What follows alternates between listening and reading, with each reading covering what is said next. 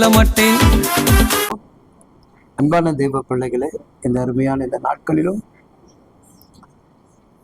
அன்பு மகள் வீட்டில் நடக்கிற இந்த செப கூட்டத்துக்கு வந்திருக்கிறவங்க யாவரையும் ஆண்டவராக இயேசு நாமத்தினால் அன்பின் வாழ்த்துக்கள். ஒவ்வொரு தெய்வ பிள்ளைகளுடைய வாழ்க்கையிலும் நாம் போராடி கொண்டிருக்கக்கூடிய சில காரியங்கள் உண்டு.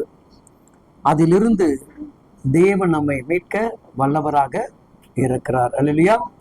வேதம் சொல்லுகிறது, எரேமியா 31ஆம் அதிகாரம் 11வது வேத வசனங்கள் இவ்விதமாக சொல்லுகிறது.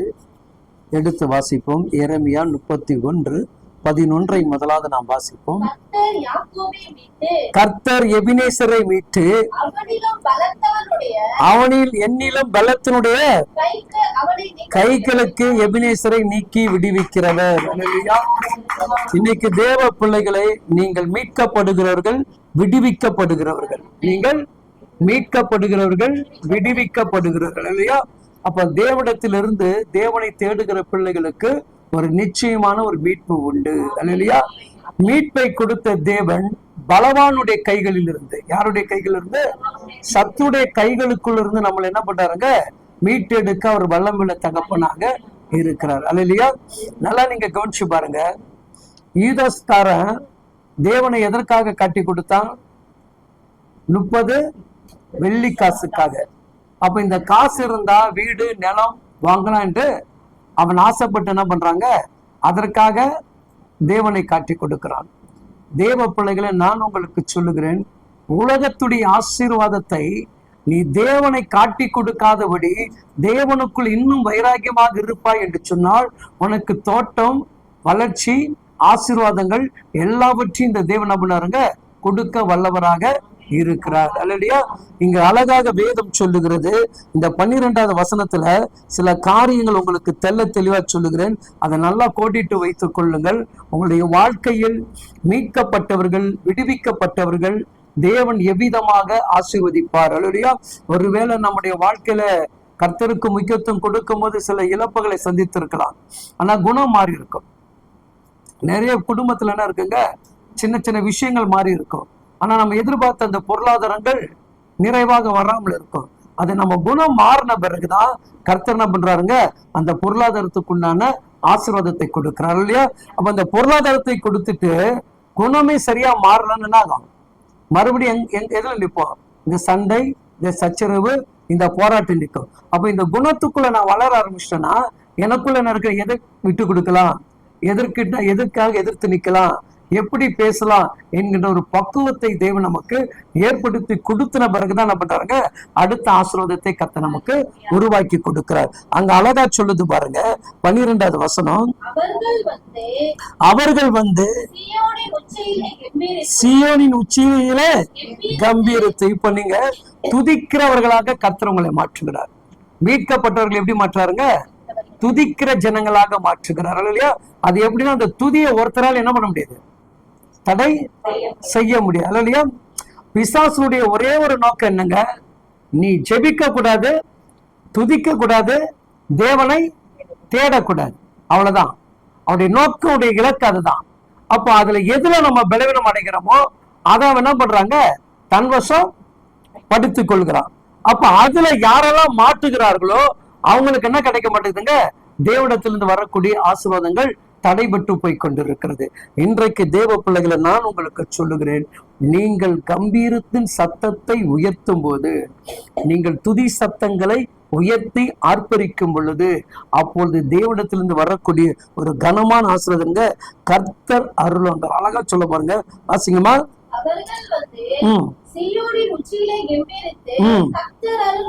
கவனிங்க, கர்த்தர் அருள் பக்கத்துல பார்த்து சொல்லுங்க. எல்லாம் நல்லா கூட்டிட்டு வச்சுங்க. அல்லேலூயா. கம்பீரித்து பாடுறவங்க, துதித்து ஆராதிக்கிறவர்கள், முழுமையாக தேவனோடு கூட தன்னை அர்ப்பணிக்கிறவர்கள், இவங்க வீட்டுக்குள்ள கர்த்தர் அருளக்கூடிய ஆசீர்வாதம். பக்கத்துல கைப்பிடிச்சு சொல்லுங்க, என் வீட்டுக்குள்ள கர்த்தர் அருளக்கூடிய ஆசீர்வாதம். அல்லேலூயா. அதை நான் சுதந்திரித்துக் கொள்ள போகிறேன். ஏன்னா நான் மீட்கப்பட்டவன். சொல்லுங்க, நான் மீட்கப்பட்டவன். இயேசு கிறிஸ்து ரத்தத்தினால் மீட்கப்பட்டவன். அந்த மீட்பு உள்ள தேவன் என்னை பார்த்து சொல்லுகிறார், நீ கம்பீரிக்கிறாய், நீ துதிக்கிறாய். அங்க அழகா சொல்ல, சீயோனி குமாரதியே நீ கம்பீரித்து சீயோனி குமாரதியே நீ கம்பீரித்து என்ன பண்ண ஆர்ப்பரின்ட்டு செப்பனியால சொல்லப்படும் இல்லையா? அப்போ தேவனுடைய பிள்ளைகள் கவனிக்கணும். அப்ப கர்த்தரை துதிக்கிற சகோதரிகள், கர்த்தரை சகோதரர்கள் கூட அதிகமா துதி வராது. நல்லா நீங்க கவனிங்க. வெளியே கேட்டா யாராவது என்ன நினைச்சுப்பாங்க, ஏதாவது அவங்களுக்கு ஒரு சைட் டைப் சொல்லுவாங்க, இந்த டைப்பு.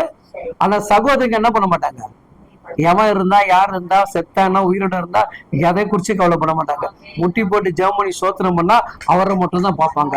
அதனாலதான் உங்களை பார்த்து சொல்லுகிறாரு, சீயோனின் குமாரதியே. என்ன சொல்றாருங்க? சீயோனின் குமாரதியே எப்படி இரு, கம்பீரித்து எழும்பி கர்த்தருக்கு புது பாட்டுகளை பாடு. என்ன சொல்லுதுங்க? அப்போ தேவனுடைய பிள்ளைகள் யாரை ஆசீர்வதிக்கிறார் அதான் நம்ம கவனிக்கிறோம் இல்லையா? இங்க நிறைய இடத்துல பாத்தீங்கன்னா தாவீது, சவுல் இப்படிதான் இருக்கும். ஸ்திரீகளுக்குள்ள நிறைய பேரை கடவுள் ஆசீர்வதித்திருக்கிறார். ஸ்திரீகளை நிறைய விதமாக ஆசீர்வதித்திருக்கிறார். அதை நம்ம என்ன பண்றோம், யாருமே ஆராய்ந்து பார்ப்பதில்லை. பைபிள்ல அழகா ஒரு வசனம் சொல்லும், நீ கர்த்தருடைய கையில் அலங்காரமான கிரீடமும்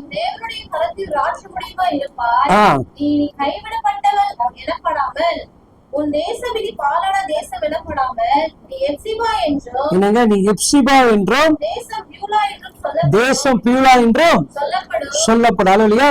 இந்த எப்சிபா பியூலா என்பதுக்கு ஒரு மிகப்பெரிய அர்த்தம் உண்டு. எப்சிபா பியூலா என்பதுக்கு என்னங்க ஒரு மிகப்பெரிய அர்த்தம் உண்டு அல்லையா? ஏன்னா அவங்க எப்படின்னா தன்னம்பிக்கை உடையவர்கள். எப்படிங்க? தன்னம்பிக்கை உடையவர்கள். அப்படி ஸ்திரீகளுடைய பெயர்ல நிறைய வேதத்துல இருக்குது அல்லையா? அப்போ அன்னைக்கு இருந்த அந்த ஸ்திரீகள்லாம் எப்படிப்பட்டவர்களா, எப்படிப்பட்டவர்களாம்? பலசாலிகள். யாருங்க? பலசாலிகள். வேதம் அழகா சொல்லும்.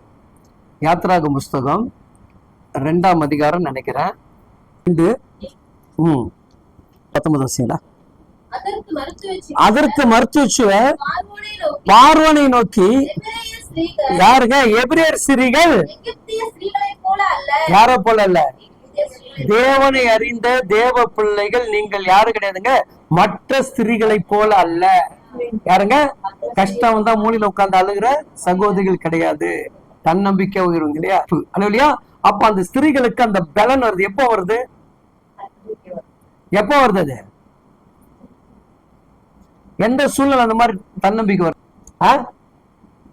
சத்தமா சொல்லுங்கம்மா, எந்த சூழ்நிலை வருது அது மாதிரி? இனி இவங்களை நம்பி எதையும் செய்ய முடியாது என்கின்ற எண்ணம் உனக்குள் வரும்போதுதான் உனக்குண்டான திறமையை என்ன பண்றீங்க, உருவாக்கி கொள்கிறீங்க அல்லையா? அப்படிதானே? அப்படிதானே? இல்லையா? அப்ப இனிமேட்டு நம்ம கையில கொஞ்சம் வைத்து, அப்ப அங்க வேதம் சொல்லுகிறது, அவர்கள் யாரை போல அல்ல, மற்ற ஸ்திரீகளை போல அல்ல. ஜெபிக்கிற பிள்ளைகளை நான் தேவ சமூகத்திலிருந்து பரிசுத்த ஆவியிலிருந்து உங்களுக்கு சொல்லுகிறேன், நீங்கள் உலகத்துடைய ஸ்திரீகள் அல்ல, உன்னதத்தினால் தேவனால் தெரிந்து கொள்ளப்பட்ட கிருபை உள்ள ஸ்திரீகள். நீங்க யாருங்க? தெரிந்து கொள்ளப்பட்ட கிருபை உள்ள ஸ்திரீகள் இல்லையா? உங்களால் மட்டும் என்ன பண்ண முடியும்? ஜெபத்தினால பல கட்டுகளை அறுக்க முடியும் அல்லையா? அப்ப அந்த நுகத்தை உடைக்கக்கூடிய ஒரு கிருபையை கத்தனை பண்றாரு, கட்டளை எடுக்கிறார். அப்போ அன்னைக்கு இருந்தவர்களுக்கும் இன்னைக்கு இருக்கிறவர்களுக்கும் இன்னைக்கு பாத்தீங்கன்னா அன்னைக்கு என்ன, அப்போ அந்த அன்றைக்கு உண்டான சத்து இன்னைக்கு யாரிடத்திலும் இல்ல. அப்ப அந்த சத்து எதன் மூலமா வருவான? ஜெபத்தின் மூலமா. அந்த ஜெபம் என்ன பண்ணுதுங்க? பலனாக மாறுகிறது. அந்த பலன் தான் என்ன பண்ணுதுங்க? உன்னுடைய கட்டுகளை உடைக்கிறது அல்லையா? இப்ப நீங்க எடுத்து வாசிங்க, அந்த வாசிங்க. அவர்கள் வந்து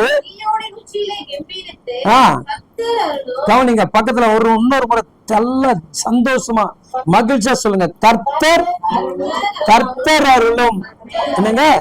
கர்த்தர் எனக்கு இந்த ராத்திரி வேளையில வாக்கு கொடுக்கிறார். சொல்லுங்க, எனக்கு என்ன பண்றாருங்க? தெளிவாக வாக்கு கொடுக்கிறார். என் வாழ்க்கையில ஆதாரம் இல்ல, பணம் இல்ல, பிரச்சனை இல்ல, பொருளாதாரம் இல்ல சொல்லிட்டு வாழ்ந்து கொண்டு இருக்கிற உங்களை பார்த்தா கர்த்தர் சொல்லுகிறார். வாசிங்க, கர்த்தர் அருளும் கோதுமை, திராட்சரசம், எண்ணெய், ஆட்டுக்குட்டிகள், கன்று குட்டிகள் என்பவையாக இந்த நன்மைகளுக்காக ஓடி வருவார்கள். அவருடைய ஆத்துமாக்கள் நீர்ப்பாய்ச்சல் தோட்டத்தை அவர்கள் இனி உற்சாகமா கடந்து. நல்லா கவனிச்சு பாருங்க. இதுல எத்தனை இப்ப படிச்சுட்டீங்க, டக்குன்னு சொல்லுங்க பாருங்க, எத்தனை ஆசீர்வாதம் இதுல இருக்கு.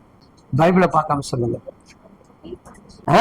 கர்த்தர் அருள்றது முதல் பாருங்க, என்னுடைய ஆகாரத்தை கர்த்தர் கொடுக்கிறார், என் வீட்டுக்குண்டான அபிஷேகத்தை கர்த்தர் கொடுக்கிறார், என் வீட்டுக்குண்டான தேவைக்கேற்ற அளவில்லாத எண்ணெயை கொடுக்கிறார், என் வீட்டுக்குள்ள பொருளாதாரத்து வளர்ச்சிக்கான ஆட்டுக்குட்டியை கொடுக்கிறார்.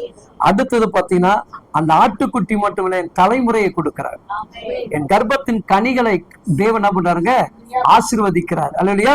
அப்ப இதுல இது வரைக்கும் எத்தனை வச்சு 1 2 3 4 5 என்னங்க 5. அடுத்தது பாத்தீங்கன்னா என் ஆத்துமா, அங்கதான் மெயின், அதான் நல்லா அண்டர்லைன் பண்ணிக்கங்க. என் ஆத்துமா நீர்ப்பாய்ச்சல். என் ஆத்துமா எப்படி இருக்கும்? அல்லையா? இன்னைக்கு நிறைய பேருடைய ஆத்துமா என்ன பண்ணுது? சோர்ந்து போய், மனம் தளர்ந்து போய், மிகுந்த வறண்ட நிலமாக இருக்கக்கூடிய நம்முடைய ஆத்துமாவை தேவன் என்ன பண்றாங்க? நீர்ப்பாய்ச்சல் தோட்டமாக மாற்றுகிறார். அங்க அந்த நீர்ப்பாய்ச்சல் என்ன? சோர்வு வராதான். என்ன வராது? சோர்வு வராது, பலவீனம் வராது, நுகங்கள் வராது. இதெல்லாம் யார் அருளுகிறா? யாருக்கு? யாருக்கு?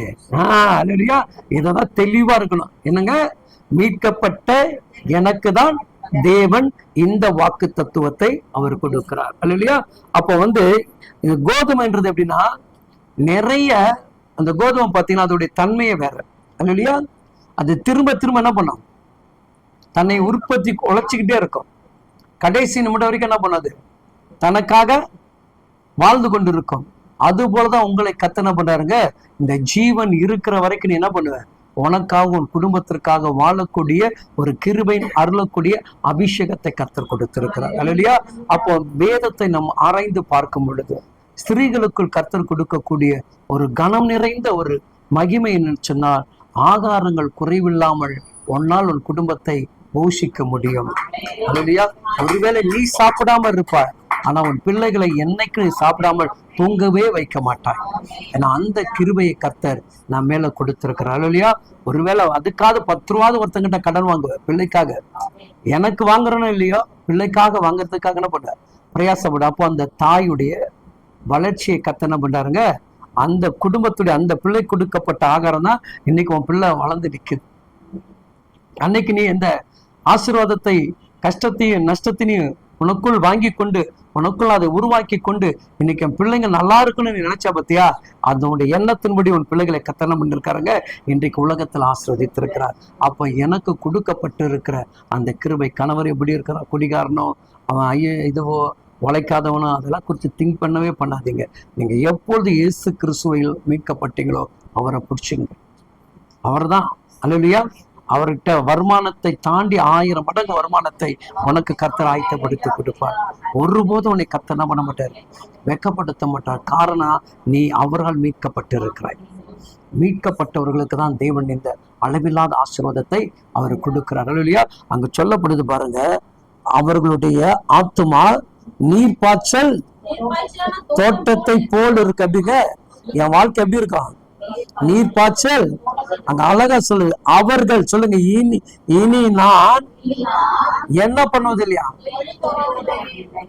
எதை குறிச்சு நான் என்ன பண்ண மாட்டேன்? வறண்டதே வாழ்க்கை கிடையாது. சொல்லுங்க, வறட்சியே வாழ்க்கையில கிடையாது. சொல்லிக்கலாம், 1000 பேர் சொல்லலாம். அல்லையா? அந்த வறட்சியில ஒரு நீரூற்ற வீட்டுல இருந்து ஒருத்தர் கர்த்தர் உருவாக்கிறார். நல்லா கவனிச்சு பாருங்க. எப்போ ஒரு குடும்பத்துல ஒருத்தருடைய வருமானம் பாதிக்கப்படுதோ, இன்னொரு வருமானம் வீட்டுல கர்த்தர் ஏற்படுது. அது தேவனுக்கு தெரியும். அல்லையா? அப்ப நம்முடைய தகப்பனாருடைய வருமானம் இல்லாம இருக்கலாம், பிள்ளைகளை கர்த்தர் சம்பாதிக்க வச்சிருக்காரு. அல்லையா? அப்போ தேவன் நம்மளை கைவிடாம என்ன பண்றாரு? அடுத்தடுத்து நம்மளை ஆசீர்வதித்து கொண்டு இருக்கிறார். அப்ப நம்மளை வெட்கப்படுத்த அவர் விரும்பல. நம்மள என்ன பண்ணாங்க? வெட்கப்படுத்த விரும்பல. இல்லையா? அப்ப நான் பட்ட பாடுகள், நான் பட்ட கஷ்டங்கள், நுகங்கள் எல்லாம் இன்னைக்கு என்ன பண்ணுதுங்க? வளர்ந்து நிக்குது. நான் அறுவடை காண போகிறேன். என்ன காண போகிறேன்? அறுவடை காண போகிறேன். அல்லையா? அப்ப நீ இளமையில முதுமை சுமந்தபடினால் உன் முதிர்ந்த வயதுல மிகுந்த மன மகிழ்ச்சியா இருப்பான்னு சொல்லி வேதம் சொல்லுகிறது. நல்லா நீங்க கவனிச்சு பாருங்க. அந்த நாட்கள்ல பிள்ளைகளுக்காக கஷ்டப்பட்ட அத்தனை வயதானவர்களும் இன்னைக்கு யாருடைய தயவு இல்லாம உட்கார்ந்து சாப்பிடுறாங்கன்னா அது கர்த்தர் அவர்களின் கிருபை. அல்லேலூயா. அப்ப தேவன் அவர்களை கவனிக்கிறார். யாரை கவனிக்கிறார்? மீட்கப்பட்ட ஸ்திரீகள் மீது கவனமா இருக்குது. அடுத்த வசனம் அழகா சொல்லுது பாருங்க, அதுதான் நீங்க கவனிக்கணும். கன்னிகைகளும்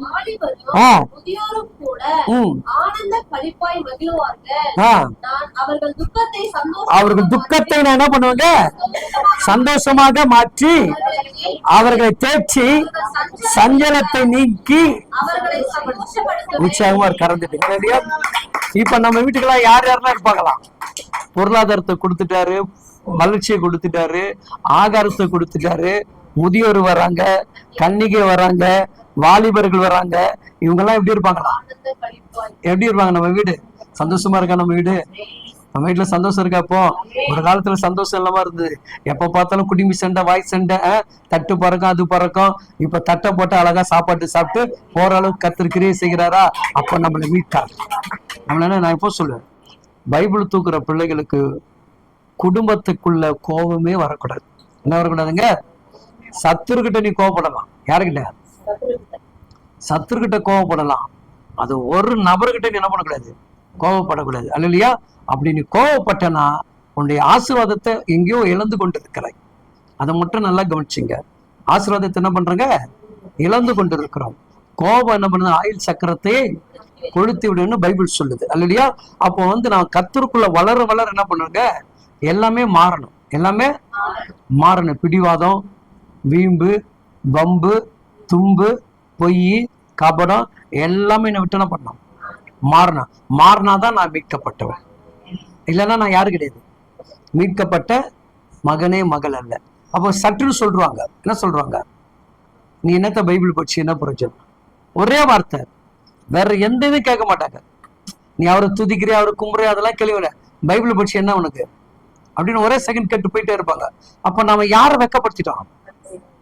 என்னுடைய தகப்பனை நான் வெக்கப்படுத்திட்டேன். அப்ப அந்த தகப்பனுடைய இருதயம் என்ன பண்ணும்? அழுது துக்கித்து காணப்படும். அப்ப அந்த நிலைமைக்கு நம்ம என்ன பண்றக்கூடாதுங்க? கொண்டு வந்துடக்கூடாது. இல்லையா? நல்லா அவங்க கோவப்பட்டா நீ கவலைப்படாத. ஒரு நாள் உன்னுடைய சாந்தம் அவர்களை புரிய வைக்கும். ஒரு நாள் என்ன பண்ணுங்க? உன்னுடைய சாந்தம் என்ன பண்ணும்? புரிய வைக்கும். அதுதான் தேவன். அல்லையா? எந்த இடத்துல தேவன் கோவப்பட்டாரா? தேவனுடைய ஆலயத்துலதான் அவர் என்ன பண்ணாரு? கோவப்பட்டார். அங்க என்ன பண்ணாங்க? காசுக்காக பொறா இதெல்லாம் விற்கும் போது அவருக்கு என்ன பண்ணாரு? என்னுடைய தகப்பனை வீட்டை என்ன பண்ணுங்க? கள்ள புகையாக்காதீங்க. அல்லையா? அப்பதான் என்ன பண்றாரு? அவர்களை அடித்து விரட்டுகிறார். அப்போ தேவனுடைய பிள்ளையே, உன்னுடைய இருதயத்துக்குள் கிறிஸ்துடைய அன்பு பூர்ணப்பட்டு விட்டால உன் வீட்டுக்குள்ள என்ன இருக்குமா? சந்தோஷம், சமாதானம், துக்கம் மாறுமா? சஞ்சலங்கள்லாம் நீங்கி மிகுந்த சந்தோஷமா இருப்பீங்களாம். கிறிஸ்துவுடைய வீடு எப்படி இருக்குனுங்க? சந்தோஷம் உள்ள வீடாதான் இருக்கணும். சாப்பாட்டே இல்லைன்னா கூட வீடு எப்படி இருக்கணும்? சந்தோஷமா இருக்கணும். இருந்து பாருங்க. சொல்லுங்க. அல்லையா? பைபிள் தூக்கின வீடு எப்படி இருக்கணும்? சமாதானம் நிறைந்த வீடாக இருக்கணும். சந்தோஷம் உள்ள வீடாக இருக்கணும்.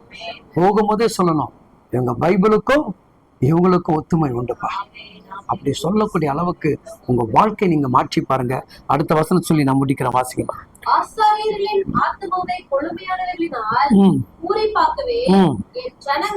என் ஜனங்கள் என்ன சொல்றாங்க? நான் அளிக்கும் நன்மைனா அவ்வளவுதான். என்ன வார்த்தை கொடுக்கிறாரு? மீட்கப்பட்டவர்களுக்கு தேவன் அருள்ற வார்த்தை என்னங்க? ஆகாரம் குறையாது, பொருளாதாரம் குறையாது. என் குடும்பத்தில் இருக்கிற ஒரு நபரும் கெட்டு போவதற்காக கர்த்தர் விட மாட்டார். மிகுந்த சந்தோஷமா வைப்பார்.